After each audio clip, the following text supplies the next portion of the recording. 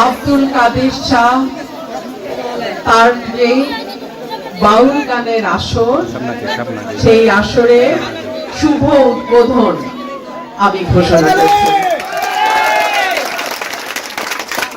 আমরা গত 18 মাস অন্তর্বর্তীকালীন সরকারের সময় দেখেছি কিভাবে একটার পর একটা মাজার ভাঙা হয়েছে, বাউল গানের আসরে বাধা দেয়া হয়েছে, বাউল গান যারা করেন তাদেরকে ধরে নিয়ে হেনস্থা করা হয়েছে, জেলে দেয়া হয়েছে।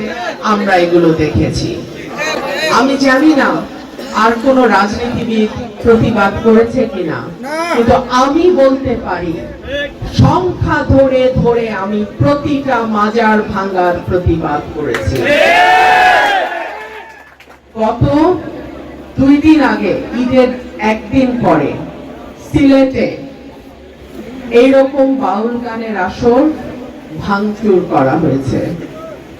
আমি স্পষ্টভাবে বলতে চাই, আমি যতদিন সরাইল, আশুগঞ্জ এবং বিজয়নগরের এক অংশের দায়িত্বে থাকব, আমার এলাকায় ওয়াজ যেমন হবে, কীর্তন যেমন হবে, বাউল গানের আসরও হবে। এবং সেই আসরে আমি কতটুকু উপস্থিত থাকতে পারবো কি পারবো না জানি না, তবে আমার সমর্থন, আমার সহযোগিতা সব সময় থাকবে।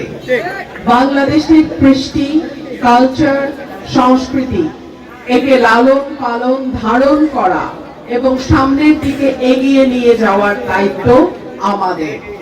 আমাদের কৃষ্টি, সংস্কৃতি নতুন প্রজন্মকে জানানোর দায়িত্ব আমাদের।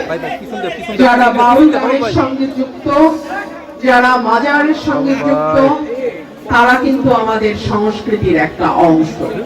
সুতরাং যার যার মত তার তার পথ, লাকুম দীনুকুম ওয়ালিয়া দীন। আমরা কেউ কারো মতের উপরে হস্তক্ষেপ করব না, করি না।